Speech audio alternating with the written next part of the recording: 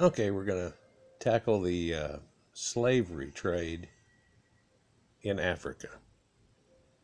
And if you haven't already, subscribe to the channel there, or perhaps wait if you're new to the channel to see to the end. See if you like the information and how it's presented. Hopefully you appreciate that I'm not a robot trying to give this out, and I give it a different flair to it. And impart other information. Although in this one I'm not going to be doing a lot of separating information. There's too much regular information to have. But what we're going to look at here is the slave trade in Africa. And so looking at it here, we're looking at the way it looked at around 1500 and what had happened between about 700 to about 1400, 1500, and the areas that were of the slave trade. And different colors are for different people. As you see, Egypt up here is kind of a teal color. More Central Africa, or what's known as Kanem-Borno Empire, that ended in the 8th century, so right after the thing had began. They came down here into the Ivory Coast and were out of reach, really, from people coming across the Sahara. They were really just reaching through different places that were oases at this time, but before then had actually been places that were active. In fact, Kufra is named after Egyptian. So there's Kufra and Khafre, and there are oases that are out here that they had pushed their boundaries all the way out to. Now Barca is up here, and that comes to Hannibal Barca of the Carthaginians, the famous one that went across the Alps with all the elephants and so on. You can see that in some of my other videos, but and his counterpart himself across the way here, across the Mediterranean in Barcelona, as we know it today. Barcelona is Barcelona. So looking here also, you can see the green areas that they have here, and they have the Hafsids that are here through. You see Tunisia, Algiers. They mentioned Marrakesh, and Fez would be right about up in here. This is Morocco. And right here they mentioned Marinids, and these are like the sea people or the Phoenicians. And you can see these tracks that are run through, and they have to hit off, coming through the Sahara here, they have to hit oases, or they don't. And some of these oases dried up and changed things, but by then they had boating ships that would come around the coasts and pick people up. Now again, this is the way it looked all the way up until the Jewish slave trade, or right into the beginning of the Jewish slave trade. And after that, the Jews started coming down here in the Ivory Coast and ran out of this area. In fact, most of your African Americans come from places that come from Senegal all the way down through here. And still catch some of these people genetically from up here that had migrated down whenever they were being captured. And of course, they used to migrate quite a bit as it was anyhow, just a semi-nomadic people. Some places of note, though, here's Timbuktu, which was created by the Muslims and stuff in there, and all their architecture they have in it. And so, and again, Marrakesh is up here. It's Canary Islands, slightly out of place there, but then there's this place up here that's at the edge of the Ghana Empire that you should make note of. It's called a Udagast, or Udagost. Now, the ancient word for ghost used to be gast, and so that leads you to, what is this? Well, they didn't used to have a J. Until about 1300s, they didn't have a J. And so Judah, or Yuda, and ghost, and this is the white man. And an interesting story here, before we get started, was that in this area, these people had a saying that whenever the slave trade had started, that they said that these were white ghosts that were taking them away. And they didn't kind of go against the idea, I guess you would say. The slave traders found out about it, and of course would have a big laugh. And they really didn't mistreat these people too bad. They were trying to get them across the ocean, and any little screw-ups, you know, they were probably getting fed much better than they were when they were on land. just before then, being chased around and captured by their own people and brought here. But so they were told they were ghosts, of course. And there's a story. This comes in the Jewish slave traders and the pirates of the day, who said that the locals told them that ghosts were taking them away. Not demons or anything, but ghosts. And the ghosts were taking them away. And whenever they would leave and take off and go to South America at first, like 92% of the slaves that came out of here went to South America. But when they would be headed that way, of course, they would ham it up. Like there was some indication that they would ham it up like they were ghosts or do something and probably scare the hell out of these people. And then all of a sudden break free and have a big feast and things and feed them and just laugh and joke about it and carry it across. And that these people on the ships would sing songs all the way over. And they thought they were in a better place now than they were on land, and they thought they were going to a better place and ended up in a place that they weren't chased around anymore, really. But let's not go there. Let's look at the and that's the way that they had said it. And these people end up being your Jamaicans, by the way. So, and Bahamians, Jamaicans, and some of the islands of the British Isles. But anyhow, so yeah, the Ivory Coast isn't even shown in this one, but we're going to talk about things that run through this time here. So let's take a good look at this. And there's more names down here that I could go over. Here's Zanzibar. Here's Mogadishu that's out here. The Gulf of Aden that's through here. And if you'll look, there's really no slave trade. It goes up to these places, but it goes to here, but it doesn't go anywhere else. It doesn't go anywhere else till after these dates, right? And they start taking them off and over to India. So let's take a look at this.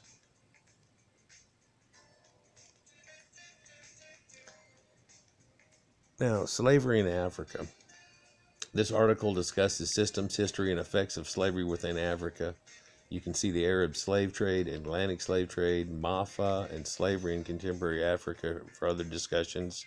There's a lot through here, too, and different articles and topics that are just going to be discussed in one word that you could look up, and that means a whole lot more than that, of course, through history and the definition of it even included. So, slavery was historically widespread in all of Africa, and it still continues today in some of the countries.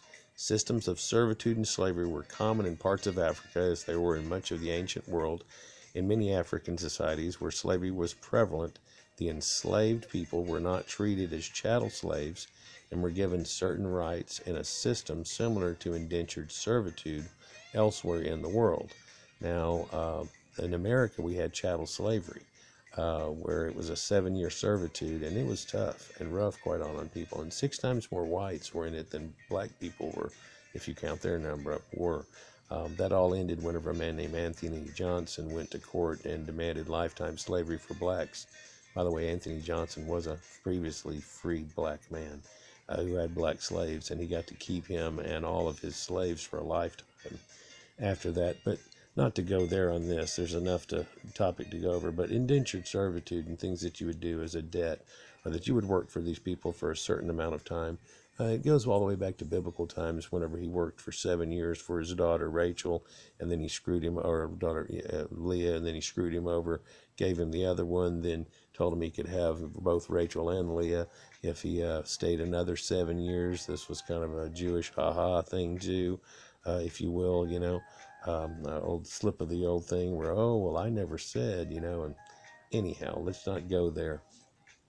So when the Arab slave trade and Atlantic slave trade began, many of the local slave systems began supplying captives for slave markets around Africa. Now, the Arab slave trade started 900 years before the Americas were ever found, and then shortly after the Americas were found, we have the Atlantic slave trade. That, again, 92% went to South America, and I think 6 to 8% came to North America. Slavery in historical Africa was practiced in many different forms, though, there themselves. They had debt slavery, they had enslavement of war captives, they had military slavery, and criminal slavery. They were all practiced in various parts of Africa. Slavery for domestic and court purposes was widespread throughout Africa. In other words, like somebody would say that you owed somebody a debt, and so you'd have to be a slave for them for a certain amount of time or do certain things for them. Sometimes it was just, if you busted down his fence, you had to make him a whole nother fence. Other times it was, different ways. But in different tribal organizations had total, there was no unity here. It was really a kind of all over the ballpark kind of idea, but it was rampant through the whole area that they enslaved each other. So many African states were dependent on the international, let's see, where was I at? Yep. The importance of domestic plantation slavery increased during the 19th century due to the abolition of the Atlantic slave trade. Many African states dependent on the international slave trade reoriented. God, let me start over back up here.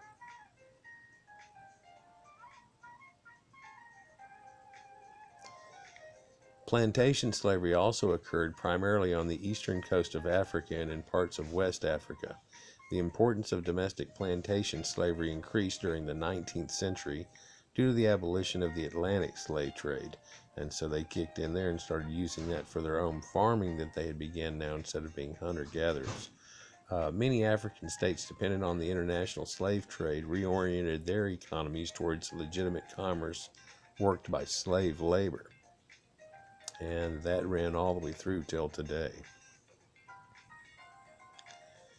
Multiple forms of slavery and servitude have existed throughout Africa during its history and were shaped by indigenous practices of slavery as well as like the Roman institution of slavery that they had, and later Christian views that people had on slavery and Christian slavery.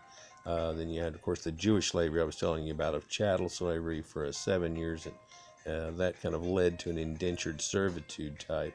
The Islamic institutions of slavery that started 900 years in the slave trade via the Arab slave trade and eventually the Atlantic slave trade.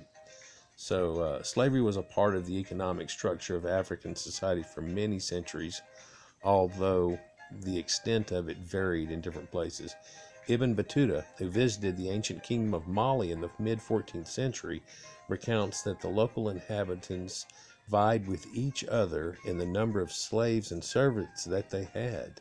It was like a pride thing, and was himself given a slave boy as a hospitality gift. If you look this up, it's something that he couldn't really refuse, or it would be seen like he was, not being cool with them at all. You weren't supposed to refuse something like this. Later, he had to re-gift it or something. But in sub-Saharan Africa, the slave relationships were often complex, with rights and freedoms given to individuals held in slavery and restrictions on sale and treatment by their masters. So different ways that they could have done it, and different beliefs or different amounts, and how harsh or how harsh it could be, or just variances all over the board. Many communities had hierarchies between different types of slaves. For example, differentiating between those who had been born into slavery and those who had been captured through war were treated differently. The slaves in Africa, I suppose, are nearly the proportion of 3-1 to the free men. So 3 out of 4 people were in slavery. They claim no reward for their services except for food and clothing, and are treated with kindness or severity according to the good or bad disposition of their masters. Custom, however, established certain rules with regard to the treatment of slaves, which is thought dishonorable to violate. Thus, the domestic slaves or such are born in a man's house are treated with more lenity than those which are purchased with money. But these restrictions on power of the master extend not to the care of the prisoners taken in war, nor to that of slaves that were actually purchased with money. All these unfortunate beings are considered as strangers and foreigners, and really like cattle, who have no rights or the protection of the laws of the normal people of the land, and may be treated with severity, or sold to a stranger according to the pleasure of their owners. Now, this was Travels in the Interior, Mungo Park, and into Africa way back in 14th century, so before the Americas were found. Um, Now, the forms of slavery in Africa were closed relationship to kinship structures. In many African communities where land could not be owned, enslavement of individuals was used as a means to increase the influence a person had and to expand connections. It was kind of a pride thing, like people have enough cattle, people were going with their slaves, and then they could use them, and they had a value, and it was worth more than a cow. So, anyhow, this made slaves a permanent part of the master's lineage, and the children of slaves could become closely connected to the larger family ties. They would take their name, and indeed to this day you see it a lot of Muslims and stuff, and in turn in America, Muslim named black people that come from this sect, and then in America you see a lot of them that have taken their master's names or names like that and ended up having Americanized names or European names, actually, rather than their original name that was African in origin. So, children of slaves born into families could be integrated in the master's kinship group and rise to prominent positions within society, even to the level of chief in some instances. However, stigma often remained attached, and there could be strict separations between slave members of a kinship group and those related to the masters. Now, this is intertribal I'm talking about, and so over time you could have the Zulus overtake the Mandingas, and then previous Zulu Mandinga take over the Mandingas, and then come back and take back over the Zulus, and so you get this influxing that's going to be almost impossible for DNA to try to pick apart how it all happened, and stuff, because there's just too many capturing and enslaving each other and their women and going back and forth with it, to where you couldn't keep an accurateness of it. So here's chattel slavery. Chattel slavery is a specific servitude relationship where the slave is treated as the property of the owner. As such, the owner is free to sell, trade, or treat the slave as he would other pieces of property, and the children of the slave often are retrained as the property of the master. Now, this isn't always the way it was, and well, it kind of was that way with the ancient Jewish rights and everything, but in America, we weren't necessarily treating them as a chattel slave, and so their kids, whenever they got released, would be their kids. Nobody was keeping their kids, really. Although I'm sure it was practiced some, it wouldn't be something that you would say was something that actually happened normally, So, also, whenever you have chattel slavery too, it was an indentured servitude or, a service for the people, and you were actually, trying to be a big helper. You were that one big strong kid they didn't have, that never did leave home, or if they didn't have children or things like that. But it was really only practiced by the rich people because you had to be rich enough to buy one. Now, what people aren't really realizing is that all these people in chattel slavery are the people that weren't rich enough to do this. And indeed, they would say, hey, I want to go to America. I will work for you in America, Mr. Rich Man that's fixing to go to America. I'll work for you for 7 years if you will, blah, blah, blah. I'll be a good servant for you. They make an agreement. It's not the same type of thing either, and that would be more of an indentured servitude or domestic service. So let's look at, more. Anyhow, there's evidence of long histories of chattel slavery in the Nile River Valley in northern Africa, but evidence is incomplete about the extent and practices of chattel slavery throughout much of the rest of the continent or sub-Saharan Africa, to written records by Arab or European traders. So Arab and European traders started things like that off a little bit, but they don't have any extent or any belief that they had really that kind of, hey, I'll hook you up if you'll work for me for a while type of thing. And, 7 years is a long time, people. And but a lot of times this ended up being your teen years and your formative years where you learn and understand things and you became a strong man and you came out the other end of it a strong person, We don't have it necessarily anymore, but, even in America, during the crop times and everything, kids worked different times than they do now, and they would go and work the fields and do things like that, and it made you a stronger person and you kind of had to do it. Now there's enough in farming and enough automated things, and we don't need to go there today.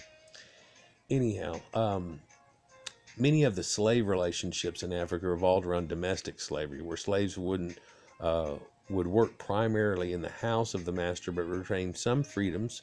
Domestic slaves could be considered part of the master's household and would not be sold to others without an extreme cause. So they was a prized possession. The slaves could own the profits from their labor, whether in land or in products, and could marry and pass the land on to their children in many cases. And that's quite often what the domestic slavery was here in America, where you could buy your freedom, and then you would end up getting a piece of land, you could marry, and so on. Now, in some cases, they had a deal where if they had paid for the lady that you married, then you'd have to pay them back, and they would actually buy you a wife.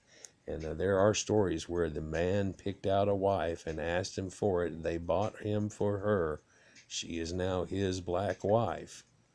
And then from that point, they are able to pay off the fact of him having bought his wife for him and stuff.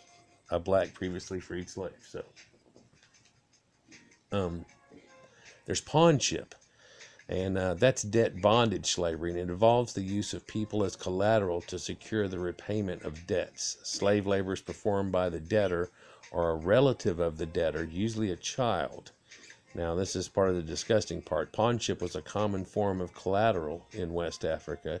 It involved the pledge of a person or a member of that person's family, perhaps even in the future, like I'll give you my kid, to service another person's providing credit, right? So they would have their kid work for you or do whatever, and some of that is somewhat innocent. Other times they ended up telling you for that debt they'll give you one of their children. So pawnship was related to, yet kind of different or distinct from slavery in most conceptualizations, because the arrangement could include limited, specific terms of service to be provided, and because kinship ties would protect the person from being sold into slavery. Now, pawnship was a common practice throughout West Africa prior to the European contact, including amongst the Akan, the Iwa, the Ga, Yoruba, and Edo people, in modified forms that also existed among the Efik, the Igbo, the Ija, and the Fon people. Now, military slavery involved the acquisition and training of conscripted military units, which would retain the identity of military slaves even after their service. Now, slave soldier groups would be run by a patron who could be the head of a government or an independent warlord, and would send his troops out for money and his own political interest, attacking for him or on his behalf. And indeed, they would capture other people and then make them, not themselves, go attack these people. And whenever they did, they brought them back the money, and they separated and gave them back some of it, and so on like that. So they had people, actually doing their bidding. Now, this was the most significant in the Nile Valley area, primarily in Sudan and Uganda, with slave military units organized by various Islamic authorities. Couldn't get that out. And with the war chiefs of Western Africa. The military units in Sudan were formed in the 1800s through large-scale military raiding in the area, which has secured the countries of Sudan and South Sudan. So it's a much more recent thing. Human sacrifice was commonly practiced in West African states up to and during the 19th century. So although you can find archaeological evidence, it's not clear on the issue prior to European contact because there's no written records. In those societies that practiced human sacrifice, slaves became the most prominent victims. The annual customs of Dahomey was the most notorious example of human sacrifices of slaves, where 500 prisoners would be sacrificed. Sacrifices were carried out all along the West African coast and further inland at different sites, and each one had 500. Sacrifices were common in the Benin Empire, in what is now Ghana, in the small independent states in what's now southern Nigeria, in the Ashanti region. Human sacrifice was often combined with capital punishment, In other words, the people that had done something bad enough and they were deemed to have to die, they would keep them alive, like on death row until this point, and then they would kill them as part of the sacrifices. And at each one of these sites, so kind of like whenever you have a luau in Hawaii, and you know that the hotel you're at's having a luau, and they're eating a pig and this, and a bunch of, different fish and things. But there's a lot more than that going on. In fact, every hotel down the beach has their own luau going on. And indeed, every tribal area would have their own thing going on. Now, much nations such as the Ashanti of present-day Ghana and the Yoruba of present-day Nigeria were involved in slave trading. Groups such as the Imagala of Angola and the Nyamwezi of Tanzania would serve as intermediaries or roving bands, waging war on African states to capture people for their export as slaves. Historians John Thornton and Linda Haywood have provided an estimate that of the Africans captured, then sold to Europeans, around 90% of those were shipped in the Atlantic slave trade. Henry Louis Gates, the Harvard Chair of African and African American Studies, has stated that without complex business partnerships between African elites and European traders and commercial agents, the slave trade to the New World would have been impossible, or at least on the scale that it did occur. The entire Bubi ethnic group descends from escaped intertribal slaves owned by various ancient Western Central African ethnic groups. Slavery practices throughout Africa. Like most other regions of the world, slavery and forced labor existed in many kingdoms and societies of Africa for hundreds of years. According to Ugo Quokejai, please forgive me if I destroy these names and words, any European reports of slavery throughout Africa in the 1600s are unreliable because they often conflated various forms of servitude as equal to chattel slavery. So one way or another, though, they had slavery going on, and what we would consider nowadays as a form of slavery were still going on then and still going to this day. There's actually more people in Africa to this day enslaved, blacks enslaving other blacks, than there ever was in North America at any one time. And that's a fact, and it's not even close. The best evidence of slave practices in Africa come from the major kingdoms, particularly along the coast, and there's little evidence of widespread slavery practices in stateless societies. Slave trading was mostly secondary to other trade relationships. However, there is evidence of trans-Saharan slave trade route from Roman times, which persisted in the area after the fall of the Roman Empire even.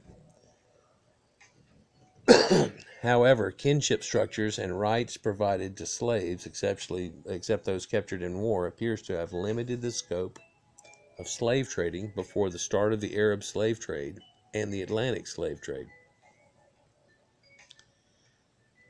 Chattel slavery has been legal and widespread throughout northern Africa, above the Sahara, in Caucasian lands, when the region was controlled by the Roman Empire from 47 BC all the way to about 500 AD. The slave trading bringing Saharans through the desert into North Africa, which existed in Roman times, continued, and documentary evidence of the Nile Valley shows it has been regulated there by a treaty, because the Egyptians used to have a treaty that said no Negroes were allowed through Egypt at all. In fact, there was a price on their head, so this is the treaty that allowed it to start happening. Chattel slavery persisted after the fall of the Roman Empire in the largely Christian communities of the regions.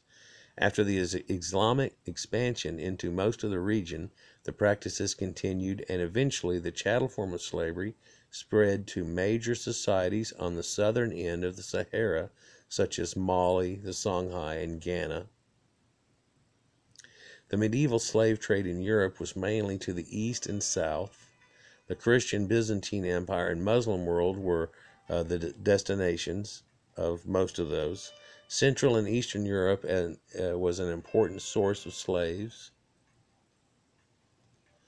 Slavery in medieval Europe was so widespread that the Roman Catholic Church repeatedly prohibited it. or at least the export of Caucasian Christian slaves to non-Christian lands was prohibited. At example, the Council of Koblenz in 922, the Council of London in 1102, the Council of Armagh in 1171. So this was a repeated problem that they had outlawed, and it kept happening. Because of religious constraints, slave trade was carried out in parts of Europe by Iberian Jews known as Red Handites, caught you red-handed, who were able to transfer slaves from pagan Central Europe through Christian Western Europe to Muslim countries in Al-Andalus, or Andalusian lands, in Africa. The Mamluks were slave soldiers who converted to Islam and served the Muslim caliphs and the Ayyubid sultans during the Middle Ages. The first Mamluks served the Abbasid caliphs in the 9th century Baghdad area. Over time, they became a powerful military caste, and on more than one occasion, they seized power for themselves. For example, ruling Egypt from 1250 to 1517. Now, from 1250, Egypt had been ruled by the Bahari dynasty of Kipchak, or Turkish origin. White enslaved people from the Caucasus area served in the army and formed an elite corps of troops, eventually revolting in Egypt to form the Burgai dynasty. According to Robert Davis, between 1 million and 1.25 million Europeans were captured by Barbary pirates and sold as slaves to North Africa and the Ottoman empires between the 16th and 19th centuries. However, to extrapolate his numbers, Davis assumes the number of European slaves captured by Barbary pirates were constant for a 250-year period, stating that there are no records of how many men, women, and children were enslaved, but it's possible to calculate through the number of fresh captives that it would have been needed to keep population steady and replace those slaves who died, escaped, and were ransomed. So unless the population was floating real heavy, here's what would have happened. Or the people that converted to Islam. On this basis, it is thought that around 8,500 new slaves were needed annually to replenish the numbers in those areas. So about 850,000 captives over the century from 1580 to 1680. By extension, for the 250 years between 1530 and 1780, the figure could have easily been as high as 1.25 million or more. Davis's numbers have been refuted by other historians such as David Earle, who cautions that true picture of European slaves is clouded by the fact that the Corsairs, or the Moors, also seized non-Christian whites from Eastern European and black people from Western Africa at times, where they castrated them and made them into eunuchs and stuff. In addition, the number of slaves traded was hyperactive, with exaggerated estimates relying on peak years to calculate averages for entire centuries or millennia. Hence, there would be wide fluctuations year to year, particularly in the 18th and 19th century, given slave imports and also the fact that prior to the 1840s, there's no consistent records of how many were on each ship or how many they had captured. So the Middle East expert John Wright cautions that modern estimates are based on back calculations and from human observations. And so it can be kind of estimated, but it could be off by a factor of 50% one way or another easily. So anyhow, such observations across the late 1500s and early 1600s observers estimate that around 35,000 European Christian slaves held throughout this period on the Barbary coast across Tripoli, Tunis, mostly in Algiers. The majority were sailors, particularly those who were English, taken with their ships, but others were fishermen and coastal villagers. However, most of these captives were people from the lands close to Africa, particularly Iberia or Spain and Italy. The coastal villagers and towns of Italy, Portugal, Spain, and the Mediterranean islands were frequently attacked by the pirates over long stretches of the Italian and Spanish coasts, were almost completely abandoned by their inhabitants. After 1600, Barbary pirates occasionally entered the Atlantic and struck as far north as Iceland. The most famous corsairs or Moors were the Ottoman Barbosa, or RedBeards. In fact, this is where we get the idea of RedBeard to come from, and these were Ottomans. And his older brother, Ulrich, known as, and Turgut Reiss, which is known as Dragut, and to the west. And then you have Kurtgulu, known as Kurtgoli in the west. Kemal Reiss, Sahil Reiss, and Kokal Murad Reiss. Now, these were guys that are right in the 15 and 1600s, and Hadrian Barbarossa captured Ischia, taking 4,000 prisoners in the process, and deported into slavery some 9,000 inhabitants of Lipari, almost the entire population. In 1551, Dugard enslaved entire the population of the Maltese island Gozo, between 5,000 and 6,000, sending them to Libya. When the pirates sacked Vieste in southern Italy in 1540, he took an estimated 7,000 slaves. Again in 1555, Turgut Reiss sailed to Corsica and ransacked Bastia, taking 6,000 prisoners. In 1558, Barbary corsairs captured the town of Ciutadella, destroyed it, slaughtered the inhabitants, and carried off 3,000 survivors to Istanbul as slaves because they fought back so hard, if you look into it. In 1563, Turgut Reiss landed at the shores of the province of Granada, Spain, and captured the coastal settlements in the area like Amulnankar, along with 4,000 prisoners. Barbary pirates frequently attacked the Balearic Islands, resulting in many coastal watchtowers and fortified churches being erected. The threat was so severe that Formentera became uninhabited and left alone, abandoned pretty much. Early modern sources are full of descriptions of sufferings of Christians' galley slaves by the Barbary corsairs. And I'll go back there to a minute. But these names here that we were just looking at just a moment ago, Reiss, Turgut Reiss, Reiss, repeated. It's this family of them. And they're the RedBeards and so on that we took into a legendary hero thing. Let me show you something about Reiss. Pierre Reiss is the guy that's famous for this map that he had of the entire world before anybody had sailed to America. And so you look at these, and he was this sultanish guy, and his map indeed had on it where it had listed North America here and into Brazil down here, although they didn't have the area of the British Isles done correctly, and the edge of Europe and the Mediterranean and Africa all the way down. And it's a reasonably good map, and they're showing you where elephants come from, trade routes that are all through here, and where the Muslim people were in different areas. And down here in the corner, if you can see it, there's a black guy here that they used to deal with. They say that they would go down and leave their stuff on the beach and then go away and put out smoke, and the people would come and then put down a certain amount of gold, and then they would go away, and if it was enough, they'd be okay. If not, they would go back to the boats and put out smoke, and they had to react back and forth, and nobody would take any gold or any of the product until they were assured that they were happy with it.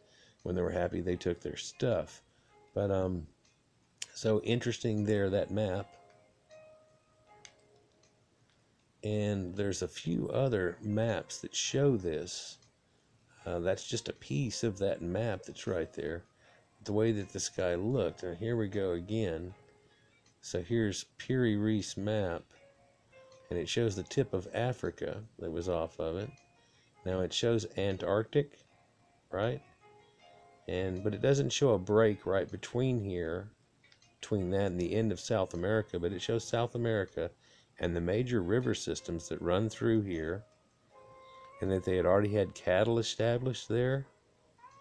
This guy that's right here has got a human face on his stomach and fiery red hair on top of his head. There are people meeting Indians right here. It comes into the Caribbean, but it doesn't have the big dive into the Caribbean. It just continues on. Of course, you look at how he drew this with these radial lines. But sure enough, Africa, and the elephants that's there, yeah. And there's that black king I was talking about. It's down there. And it shows you from there, they take a heading and they can go straight across to here. You see that? Bam. Bam. It just gives them a heading for it. From here, they can go here. Bam. Bam. Well, this was in 1513 that they had this map all figured out. And nobody's supposed to be wandering around here at this time with all these ships. It's kind of strange, isn't it? Anyhow, let's go back to that. Here's where we were. Those who have not seen a galley at sea, especially in chasing or being chased, like the pirates chasing each other down, cannot well conceive the shock such a spectacle must have given to a heart capable of the least tincture of commiseration, to behold ranks and files of half-naked, half-starved, half-tanned, meager wretches, chained to a plank, from whence they removed not for months together, commonly half a year, to get to America, urged on even beyond human strength, with cruel and repeated blows on their bare flesh. Now, this was talking about Caucasian, half-starved, half-tanned in the sun, and the things that had happened to Caucasians. As late as 1798, Islet near Sardinia was attacked by the Tunisians and over 900 inhabitants were taken away as slaves. So already Moorish society in northwest Africa was traditionally, and still is to some extent, stratified into several tribal castes, with the Hussein warrior tribes ruling and extracting tribute, Horma, from the subservient Berber descendant Znaga tribes. Below them ranked servile groups such as the Hurratian, the black population, that were already sub-slaves to them that they had, are mainly mulattoes. In the Horn of Africa, the Christian kings of the Ethiopian Empire often exported pagan Nilotic slaves from their western borderlands, or from newly conquered and reconquered lowland territories. The Somali and Afar Muslim sultanates, such as the medieval Adal Sultanate, which is way over in the Horn of Africa and southeast, through their ports also traded Zanj or Bantu slaves from the Bantu expansions that were captured from the hinterlands, or what we know of today as the area of South Africa that is Germanic and European or Caucasoids, but not really anymore. Now they've given it back to them, and they don't know how to run it or do anything, and they're just tearing it up.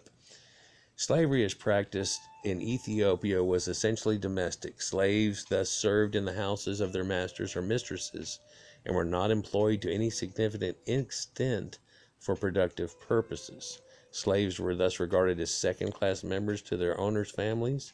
The first attempt to abolish slavery in Ethiopia was made by Emperor Tewodros II in 1855 to 1868, although the slave trade was not abolished legally until 1923, with Ethiopia's ascension into the League of Nations. Anti-Slavery Society estimated there were 2 million slaves in the early 1930s out of an estimated population between 8 and 16 million in Ethiopia. Slavery continued in Ethiopia until the Italian invasion in October 1935, when the institution was abolished by order of the Italian occupying forces. They had to make them stop. In response to pressure by Western allies of World War II, Ethiopia officially abolished slavery and involuntary servitude after having regained its independence in 1942. So that recently. On August 26, 1942, Haile Selassie issued a proclamation outlawing slavery. In Somali territory, slaves were purchased